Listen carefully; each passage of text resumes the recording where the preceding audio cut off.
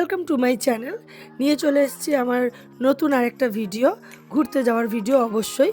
তো এবারের ভিডিওটা হচ্ছে শান্তিনিকেতন বোলপুর। অনেক ভোরবেলা উঠে পড়েছি, বাইরের পরিবেশটা ঠিক এরকমই অন্ধকার, মানুষজন নেই। ভোরবেলা ওঠার কারণ আছে, কারণ 8টা দিয়ে আমাদের নৈহাটি থেকে ট্রেন, আর নৈহাটি যেতে গেলে আমাদের ইচাপুর স্টেশনের ট্রেন হচ্ছে 7টা 10। তো আমাদেরকে বাড়ি থেকে 6:45টার মধ্যে বেরোতেই হবে। তো এই জন্য সব কাজবাজ ছেড়ে সব ছেলেকে রেডি করিয়ে ব্যাস এই যে 3জনে পরে বেরিয়ে পড়েছি। এখন স্টেশনে আমাদের ট্রেন আসবে। এই দেখতে দেখতে ট্রেন চলেও এলো। ট্রেনে অলরেডি মা বাবা বোন উঠে পড়েছে সোদপুর থেকে। তো আমাদের জন্য মানে ট্রেনটা অনেকটাই খালিই ছিল, তো সবাই এক জায়গায় বসে এই আমরা নৈহাটি স্টেশন ঢুকলাম। কারণ সকালে চা খাওয়ারও টাইম পাইনি, তাই জন্য এখানে এসেই আগে চা খেয়ে নিলাম, কারণ 7:30টার মধ্যেই ঢুকে গেছিলাম। তো ট্রেন তো 8টার সময়, আর এই যে আসছে মা তারা এক্সপ্রেস, অন্য প্ল্যাটফর্মে দিয়েছিল। তো আমরা সেখানে এসে ওয়েট করছিলাম। তো ট্রেন সময় মতো চলেও এসেছে, আর এখন ট্রেনে উঠছি। ট্রেনের ভিতরটা ঠিক এরকমই, একদম ভিনটেজ ভাইবস দিচ্ছে, এত সুন্দর। আমাদের ট্রেন ছিল সেকেন্ড সিটিংয়ে, তো খুবই সুন্দর ট্রেনটা। আমি ফার্স্ট টাইমে উঠলাম এই ট্রেনে, কেমন একটা ভিনটেজ টাইপ লাগছে, বেশ ভালো লাগছে আর খুবই কমফোর্টেবল। আর এই হচ্ছে আমরা 3জন, মানে একদম 3জনই কমফোর্টেবলভাবেই বসা যাচ্ছে, সিটগুলো এতটাই বড় বড়। আর ছেলে তো এক জায়গায় স্থির থাকে না, সে একবার আমাদের দিকে একবার ওই দিকে, তো এই ঘোরাঘুরি করছে। তো যাক, ও এনজয় করুক, ওরই তো জন্য এইসব কিছু, ও যাতে ভালো করে এইসব জায়গা ঘুরতে পারে। আর বাইরে দিয়ে কাজটা এতটাই আপচা ছিল, বোঝা যাচ্ছিল না। আর ভিতরে ঠিক এরকম একটা টেবিল দিয়েছে খাওয়া দাওয়ার জন্য, আর এখানে লেগ স্পেসটা অনেকটাই, জল রাখার জায়গা, সব কিছুই খুব সুন্দর রয়েছে, অনেকটাই স্পেস রয়েছে সামনেটা। ছেলে ভালোই হাঁটাচলা করে বেড়াচ্ছে, এই যে খেলছে, যে এখানে ও রান্নাবাটি খেলছে, রান্না করতেও খুব ভালোবাসে। তো এই যে এবার টিটি এসছে আমাদের টিকিটগুলো চেক করবে, আর ইনি এখানে খুব সুন্দর মিউজিক বাজছে, খুব ভালো লাগছে শুনতে।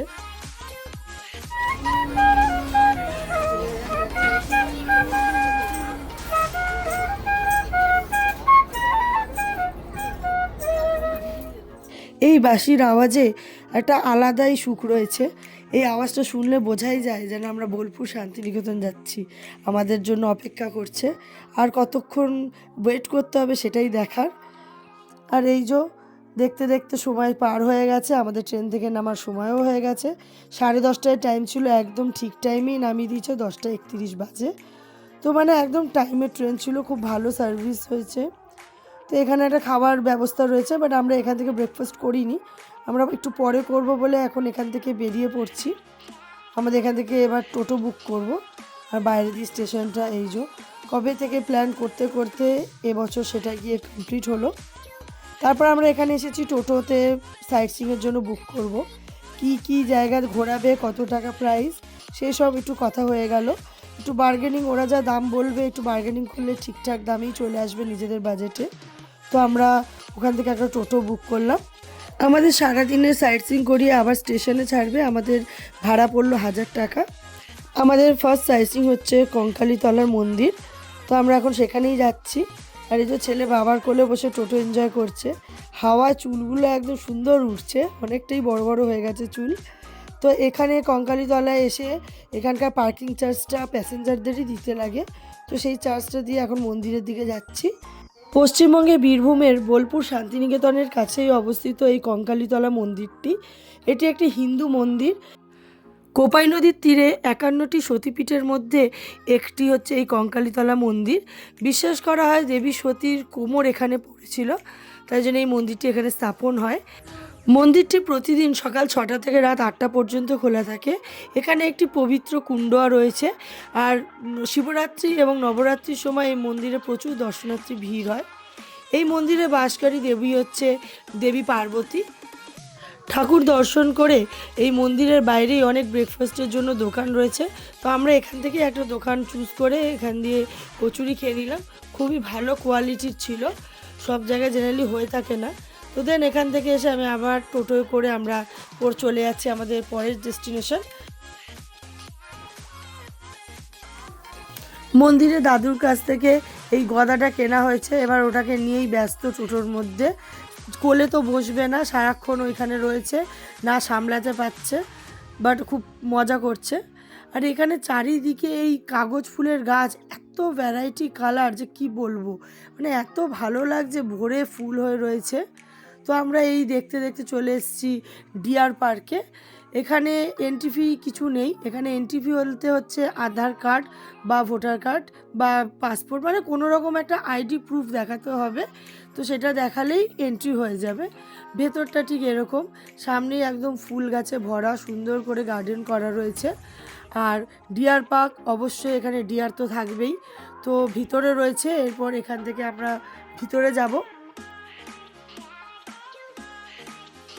ভিতরটা এত সুন্দর, মানে যেহেতু এখন অনেকটাই সকাল সকাল, রোদের সেই তেজটা পড়ছে না, আর এত গাছপালা আর ভর্তি ডিয়ার রয়েছে। একটু দূরের দিকেই রয়েছে কিন্তু অনেক পরিমাণে অনেকই রয়েছে। বল্লভপুর বন্যপ্রাণী অভয়ারণ্য, যেটা কিনা শান্তিনিকেতনে হরিণ উদ্যান নামেও পরিচিত, পশ্চিমবঙ্গের বোলপুরের কাছে 1977 সালে 200 হেক্টর আয়তনের জায়গা জুড়ে এই অভয়ারণ্যটা বানানো।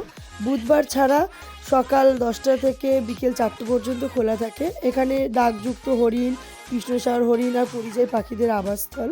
তো এইসব দেখে আমাদের নেক্সট ডেস্টিনেশন হচ্ছে সৃজনী শিল্পগ্রাম। তো আমরা সেখানেও চলে এলাম। এখানে প্রবেশ মূল্য হচ্ছে 30 টাকা করে, আর বাচ্চাদের 5 থেকে 12 বছর হচ্ছে 10 টাকা এবং স্টুডেন্টদের হচ্ছে 10 টাকা করে। সৃজনী শিল্পগ্রাম মঙ্গলবার থেকে রবিবার সকাল 11টা থেকে সন্ধ্যে 7টা পর্যন্ত খোলা থাকে, সোমবার বন্ধ থাকে। এখানের প্রধান আকর্ষণ হচ্ছে একটি সাংস্কৃতিক গ্রাম, যেখানে পূর্ব ভারতের ঐতিহ্যবাহী কুঁড়েঘর শিল্প এবং হস্তশিল্পকে প্রদর্শন করা হয়েছে।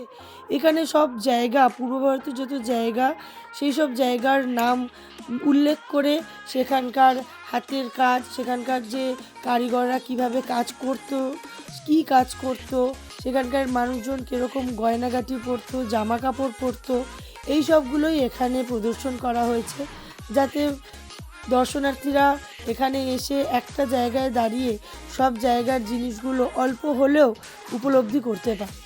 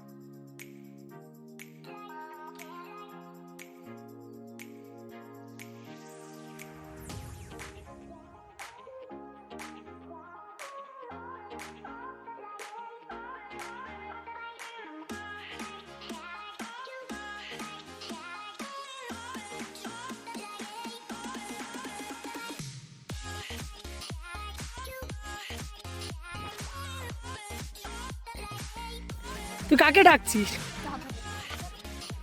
মা, এটা বিহার।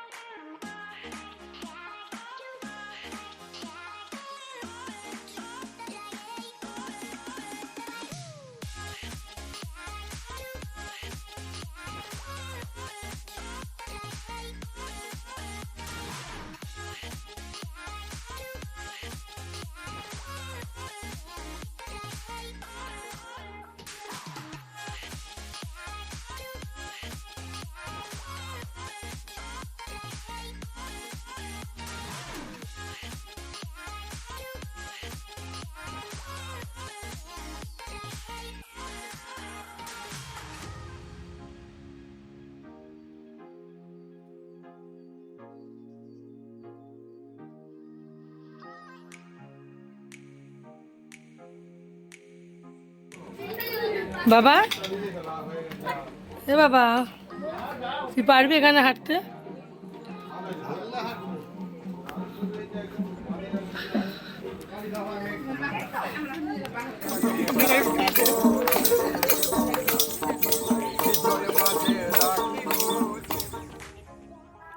এইবারে ভিডিওটা একটু বড় হবে, কারণ দেখানোর মতো জিনিসপত্র অনেক কিছু রয়েছে।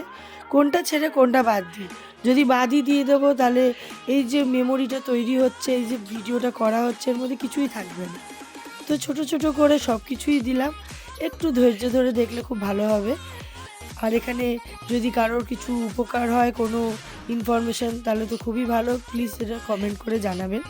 তো এখানে এই চারিদিকে এখানে ঘুরতে ঘুরতে দেখলাম ভেতরে একটা ছোট্ট করে হাটও রয়েছে, এখানে ট্র্যাডিশনাল ডান্সও হচ্ছে এনাদের। তো এগুলো দেখতে দেখতে এখানে আর বেশিক্ষণ সময় নিচ্ছে না, কারণ জায়গাটা প্রচণ্ড বড় ছিল। তো এমনিই আমাদের ঘুরতে অনেকটাই সময় লেগে গেছে, আমাদের আবার এর পরের ডেস্টিনেশনেও যেতে হবে। কিন্তু এখানে সত্যি বলতে দেখার মতো অনেক জিনিসই রয়েছে। এই যে কত সুন্দর সুন্দর এখানকার শিল্পকলা, এনারা হাট পেয়েছে তো সেখানেই ঢুকে গেছে। যাই হোক, ধরে বেঁধে নিয়ে আসা হলো যে এখানে সময় আর বেশি দিতে না। তো বেরোনোর মুখে এখানে বড় একটা বুদ্ধর মূর্তি রয়েছে, মানে বিশালই বড়। এবার আমরা বেরোনোর দিকে যাচ্ছি, মানে এখানে ব্যবস্থাটাই একদম সুন্দর রয়েছে, ওই গেট দিয়ে ঢুকে গোল করে বেরিয়ে আসো। আর এখানে যদি কিছু কিনতে চায় তো সেই দোকান রয়েছে। তো অনেকটা হেঁটেছি, তো জল পিপাসা পেয়ে গেছে, তো বেরিয়ে একটুখানি আমপান্না খেয়ে নিলাম। তারপরে আমাদের ডেস্টিনেশন হচ্ছে সুরুল রাজবাড়ি, এখানে এন্ট্রি ফি হচ্ছে 10 টাকা করে। 1750-এর দশকে শান্তিনিকেতনের খুব কাছে সুরুল গ্রামে বসবাসকারী একটি পরিবারের বংশধর শ্রীনিবাস সরকার এই প্রাসাদটি বানায়। রাজবাড়িটি তার 250 বছরেরও পুরানো দুর্গাপুজোর ঐতিহ্যকে বহন করে। এখনও পর্যন্ত এখানে খুব জাঁকজমক করে দুর্গাপুজো হয়। এই প্রাসাদটি ঔপনিবেশিক এবং বাঙালি স্থাপত্য শৈলীর মিশ্রণ প্রদর্শন করে। প্রাসাদের মন্দিরে এখনও দুর্গা ঠাকুরের কাঠামো তৈরি করা রয়েছে। এই প্রাসাদটি যেহেতু বহু বছর পুরানো, 250 বছরেরও বেশি, তো এখানে কিছু পুরানো রীতিনীতি এখনও পর্যন্ত মানা হয়। এখানে ঠাকুর বিসর্জনের দিন সিঁদুর খেলা হয় না, এবং প্রতিমা যে বিসর্জনে যাবে সেই প্রতিমা বহন করে এখানকার পরিবারের সব পুরুষরা। তো এইটা ট্র্যাডিশন হয়ে এসছে, প্রতি বছর একই হয়। তো রাজপ্রাসাদ থেকে আমি আবার একবার দেখালাম, অনেকটা জায়গা জুড়ে অবস্থিত এটা। দেন আমরা বেরিয়ে পড়ছি আমাদের নেক্সট ডেস্টিনেশন সোনাঝুরি হাট। মানে এই বোলপুর শান্তিনিকেতনের প্ল্যানটার যে মেন আকর্ষণ সেটা হচ্ছে সোনাঝুরি হাট। তো একটুখানি ডিস্টেন্সে ছিল, তো আমরা দেখতে দেখতে সোনাঝুরি হাটে পৌঁছেও গেছি। মানে মনটা যে কি খুশি হয়েছে এই হাটটাকে দেখে, কবে থেকে আসবো আসবো প্ল্যান করেও হয়ে উঠছিল না, বাট এই বছর ফাইনালি হলো। তো সেটা ভেবেই মানে ভালো লাগছে যে আমি এখানে পৌঁছে গেছি। তো প্রথমে হাটের উপর দিয়েই যেতে হবে, তাই হাটের কোনো জিনিসপত্রের দিকে আমরা দেখিও নি, তাকায় দাঁড়াইও নি। আমরা প্রথমে গিয়ে আগে লাঞ্চ করে নেব, অনেকটা বেলা হয়ে গেছে। তো আমরা এখন সোজা রেস্টুরেন্টে যাচ্ছি। তো তার মাঝে যে দোকানপাটগুলো পড়ছে সেগুলোই আমি দেখাচ্ছি। প্রচুর জিনিসপত্র রয়েছে, যেদিকে তাকাবো সেদিকেই রয়েছে এত কেনাকাটার জিনিস। দেখতে দেখতে আমরা রেস্টুরেন্টের কাছে চলেও এসেছি। এই রেস্টুরেন্টের প্রচুর ভিড় ছিল, তাই আমরা তার পাশের এই রোশনাই রান্নাঘরে এসেছি। এখানে মেনু কার্ডটা সামনেই দেওয়া রয়েছে, এখানে আগেই মেনু কার্ডটা দেখিয়ে নিজেদের টোকেন করে নিতে হবে। আর রেস্টুরেন্টের ভিতরটা ঠিক এরকমই। এটা শুধুমাত্র রেস্টুরেন্ট না, একটা হোটেলও। এই যে ওপরে থাকার ব্যবস্থা রয়েছে আর নিচে রেস্টুরেন্ট রয়েছে, চারিদিকে ফুল গাছে লাগানো। আর আগেই বলেছিলাম যে এখানে এত সুন্দর সুন্দর রঙের কাগজ ফুল রয়েছে যে খুব ভাল লাগছে দেখতে। তো এখন আমরা আগে রেস্টুরেন্টে ঢুকে যাই। রেস্টুরেন্টটা পুরোটাই কাঠের, সব কাঠের চেয়ার, কাঠের টেবিল, সব কাঠের জিনিস দিয়ে তৈরি করা। আমরা ভেজ থালি অর্ডার করেছিলাম। থালিতে ছিল ঘি ভাত, ডাল, শুক্তো, বেগুনি, পোস্ত, চাটনি, পাঁপড়, মিষ্টি, আর আলাদা করে দই কাতলা এবং চিকেন অর্ডার করেছিলাম। তো সবই একে একে দিয়ে গেছে। মানে খাবারের টেস্ট তো দুর্দান্ত, মানে দুর্দান্ত। কখনো এখানে এলে প্লিজ এই রেস্টুরেন্টে এসে খাবেন, খুব ভালো লাগবে। খাবারের কোয়ালিটি আর প্রাইস দুটোই আপনার বাজেটে হবে, মানে এত ভালো খাবার, আমার খুবই ভালো লেগেছে। আর এখানে খাওয়া দাওয়া কমপ্লিট করে এই যে বাইরে বেরোচ্ছি, এখানে ভর্তি কাগজ ফুলের গাছ, আমি সেগুলোই দেখছিলাম। তো এখানে একটু ওয়েট করছিলাম, সবাই একটু ফ্রেশ হয়ে নিচ্ছিলাম, কারণ এবার আমরা হাটে ঘুরবো। তো এখানে ঘুরতে ঘুরতে ছেলেটা এক দিদি পেয়ে গেছে, তার সাথে সময় কাটাচ্ছে। যাও, হ্যাঁ দিদি ছিল, আয় যাও যাও, দিদি যাও খেলা করো, যাও। ওকে স্নান করতে রাখবে না লাগে।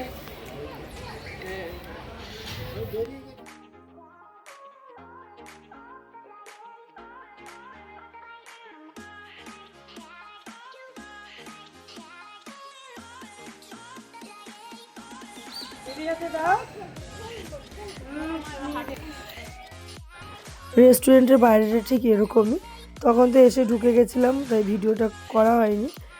আর পুরোটাই কাগজ ফুল দিয়ে ঘেরা। লাঞ্চ সেরে এবার আমরা ঢুকলাম সোনাঝুরি হাটে। এই হচ্ছে সেই সোনাঝুরি গাছ, যার ছায়ায় এই হাটটা বসে। বোলপুরের কাছে শান্তিনিকেতনে সাপ্তাহিক এই হাটটা বসে। দুপুর ওই 2-3টে নাগাদ বসে আর সূর্যাস্ত অবধি চলে। অন্ধকার হয়ে গেলে এখানে আর হাট থাকবে না, কারণ এখানে লাইটের সেরকম ব্যবস্থা নেই। আমরা হাট ঘুরতে ঘুরতে এখানকার ফেমাস দই আর মালাই রাবড়ি কিনে নিলাম। এগুলো খেতে খেতেই মার্কেটটা ঘুরছিলাম। এই মার্কেটে কেনার মতো অনেক কিছুই আছে। এখানকার যে সাঁওতাল কারিগর, তাদের হাতে বানানো ডোকরা মানে ধাতুর তৈরি গয়না, তাদের আঁকা শাড়ি, পোড়ামাটির গয়না আর নানান রকমের ঘর সাজানোর জিনিস। আর এখানে সব এখানকার মেহগনি, শাল, এসব কাঠের তৈরি নেম প্লেট, ট্রে, অনেক কিছু রয়েছে যেগুলো আপনি এখানকার স্মৃতি হিসাবে কিনে নিয়ে যেতে পারেন। তো এখানে ওই টুকটাক এইসবগুলোই শপিং করা হচ্ছিল। আর অনেকটাই বাজেট ফ্রেন্ডলি রয়েছে। আর হাতের কাজ অবশ্যই একটা তো মিনিমাম দাম তারা নেবেই, সেটা তো দিতেই হবে, কারণ হাতে তৈরি জিনিসের দাম সবসময় বেশি। তারা খুব কষ্ট করে এই জিনিসগুলো বানাচ্ছে। তো এখানে প্রচুর ভিড় হয়েছে। এই শীতকালে এই হাটটা মেনলি বসে আর এই দুপুরবেলা থেকে হয়। তো এখানে হাটে ঘুরে ঘুরে অনেক কিছু জিনিস কিনলাম।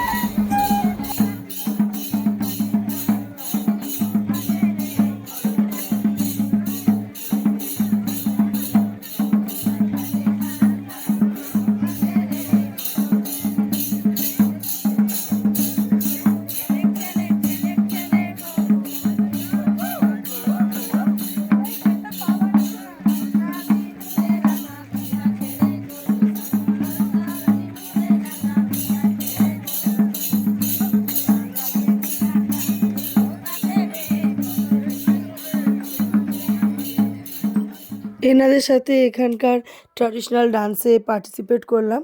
মানে খুবই ইচ্ছা ছিল আগাগোড়াই যে এখানে আসলে এটা করবই, তো সেটা করলাম। ছেলেও খুব এক্সাইটেড, সেও খুব সুন্দর করে ওনাদের সাথে নাচ করলেন। তো এইগুলো সব মিটিয়ে এবার আমরা বাড়ির পথ ধরবো।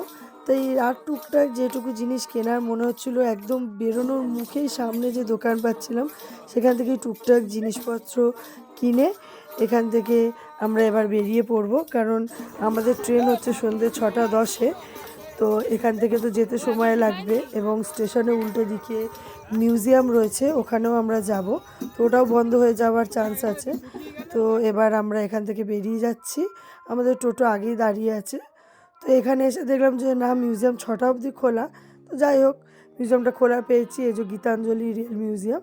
তো আমরা এখানে এসে টিকিট কেটে নিলাম। টিকিট হচ্ছে 30 টাকা করে।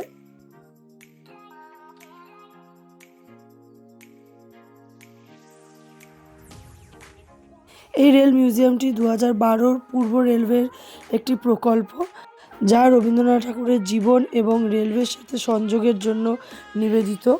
তো এখানে রবীন্দ্রনাথ ঠাকুরের অনেক দুর্লভ ছবি, পরিবারের ছবি রয়েছে। এই জাদুঘরটি 1830 বর্গমিটার আয়তনের। বৃহস্পতিবার ছাড়া বাকি দিন সকাল 9টা থেকে সন্ধ্যে 6টা পর্যন্ত খোলা থাকে।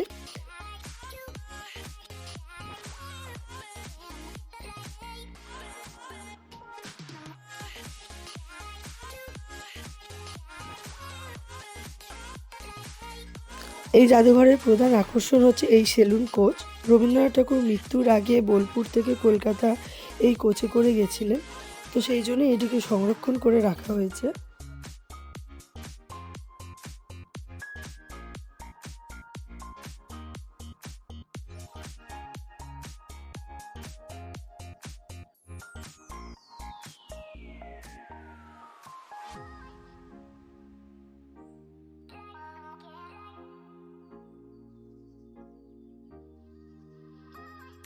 সারাদিন ঘুরে এবার বাড়ি ফেরার পালা, কিন্তু এই মহাশয়ের বাড়ি যাওয়ার একদমই ইচ্ছা নেই। তাই বললাম তাহলে তুই একা একাই ঘোর, আমরা সব চললাম। উনি একা একাই আবার মিউজিয়ামে ঢুকে যাচ্ছে। বাবাই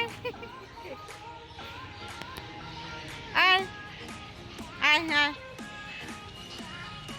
আয় সোনা।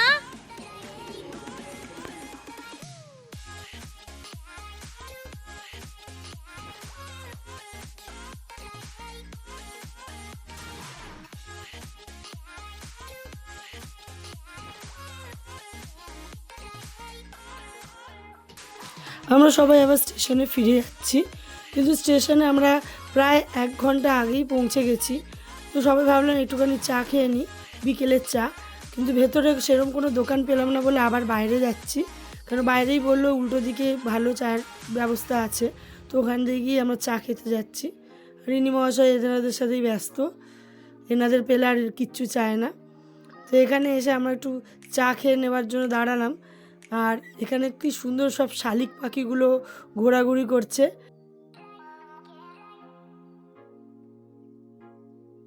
তো এই যে বাইরে থেকে স্টেশনটা এত সুন্দর লাগছে, পুরো লাইট টাইট জ্বলে গেছে। স্টেশনের ভেতরটা ঠিক এরকম। এখানেও একটা ছোটোখাটো দোকান আছে, কেউ যদি ওখান দিয়ে কিছু শপিং করতে ভুলে যায় তো এখান থেকেও নিয়ে নিতে পারবে। এক্সকেলেটরের ব্যবস্থা রয়েছে। আর এই যে সবাই ট্রেনের জন্য অপেক্ষা করছে। আর বোলপুরের স্টেশন, তাই এখানে রবীন্দ্রনাথ ঠাকুরের ছোঁয়া তো থাকবেই। আর এখানে এক্সকেলেটর ছাড়াও এরকম স্লাইডিংয়ের ব্যবস্থা আছে, সিঁড়ি ভাঙতে হবে না। তো এখানে এই যে এখানে দাঁড়িয়ে দাঁড়িয়ে আমি শালিক পাখিগুলোকে দেখছিলাম। এখানে ভর্তি শালিক পাখি বসে রয়েছে, বেশ সুন্দর দেখতে লাগছে।